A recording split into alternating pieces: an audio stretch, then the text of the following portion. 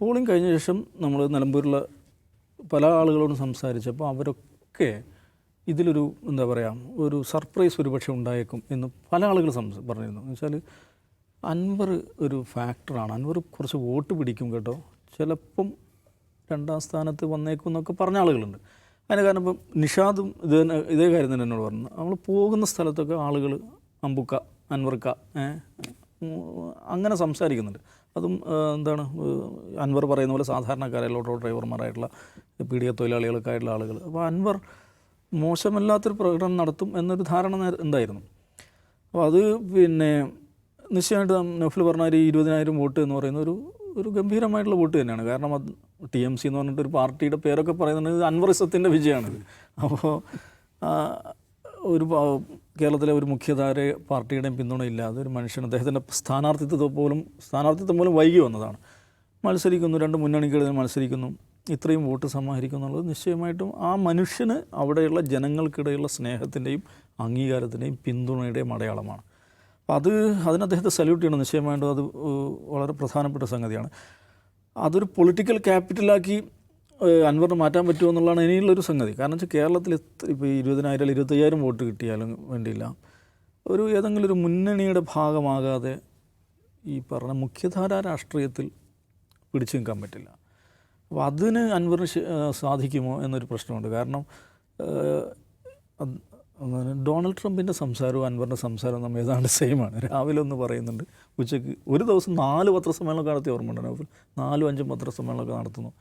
ഇങ്ങനെയൊക്കെ സംസാരിക്കുന്നതുകൊണ്ട് മിണ്ടൂരാന്ന് പറഞ്ഞ ദിവസം ഇനി ഞാൻ മിണ്ടുകയില്ല എന്ന് പറഞ്ഞ ദിവസം 4 പത്രസമ്മേളനം, അങ്ങനെയൊക്കെയുള്ള പ്രശ്നമുണ്ട്. ഇപ്പോൾ പിണറായി വിജയൻ അവിടെ ഒന്ന് പ്രസംഗിച്ചല്ലോ, നമ്മളെ ഒരുത്തൻ പിറകിൽ നിന്ന് കുത്തിയെന്ന് എന്ന് പറഞ്ഞാൽ LDF CPM പിണറായി വിജയൻ നയിക്കുന്ന CPM പിറകിൽ നിന്ന് കുത്തണമെങ്കിൽ അൻവറിൻ്റെ ശേഷി എത്രയെന്ന് ആലോചിച്ച് നോക്കുക. അപ്പോൾ UDFന് പ്രശ്നമുണ്ട്. UDFന് അദ്ദേഹത്തെ എടുത്തില്ല, അല്ലെങ്കിൽ UDFൻ്റെ ഭാഗമായില്ല എന്നുള്ളത് UDF നേതൃത്വത്തിൻ്റെ ഒരു പരാജയമാണെന്ന് നമുക്ക് പറയാം. പക്ഷേ അതേസമയം തന്നെ ഈ അൻവറിനെ മാനേജ് ചെയ്യുക എന്ന് പറഞ്ഞ പ്രശ്നമുണ്ടല്ലോ.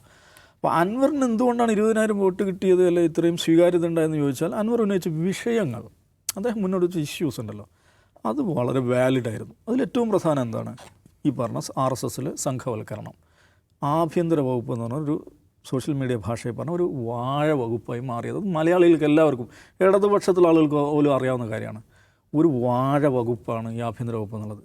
പിന്നെ സവിശേഷമായി മലപ്പുറവുമായി ബന്ധപ്പെട്ട്, മലപ്പുറത്തെ പോലീസിങ്ങുമായി ബന്ധപ്പെട്ട് അൻവർ ഉന്നയിച്ച വിഷയം അത് നമ്മൾ കാണേണ്ട കാര്യമാണ്. അൻവർ എന്തായിരുന്നു മലപ്പുറത്തെ പോലീസിങ്ങുമായി ബന്ധപ്പെട്ട് പറഞ്ഞ ഒരു പോയിൻ്റ് എന്തായിരുന്നു, മലപ്പുറത്തെ ക്രിമിനൽ ക്യാപിറ്റലാക്കാൻ വേണ്ടിയിട്ട് ശ്രമിക്കുന്നു, അതിനുവേണ്ടി കേസുകളുടെ എണ്ണം കൂട്ടുന്നു, വ്യാജമായ കേസുകൾ ഉണ്ടാക്കുന്നു, പോലീസ് തന്നെ ഈ MDMA ഒക്കെ കൊണ്ടുവന്ന് ബാംഗ്ലൂരിൽ നിന്ന് കൊണ്ടുവന്നിട്ട് പലയിടത്തും വെച്ച് കേസെടുക്കുന്നു. അങ്ങനെ മലപ്പുറത്തെ ഈ കേസുകളുടെ നമ്പർ കൂട്ടുക, ഇത് ഇവരുടെ പരിപാടിയാണ്. ഇപ്പോൾ ഈ SP എന്താണ് സുജിത് ദാസ്, ആ മനുഷ്യൻ അവിടെ കേരളത്തിൽ ഒരു ജില്ലയിലും ഇല്ലാത്ത വിധം ദീർഘകാലമായിട്ട് അവിടെ നിൽക്കുന്നു, പിണറായി വിജയനെ അങ്കിൾ എന്ന് പറഞ്ഞ് നടക്കുന്നു.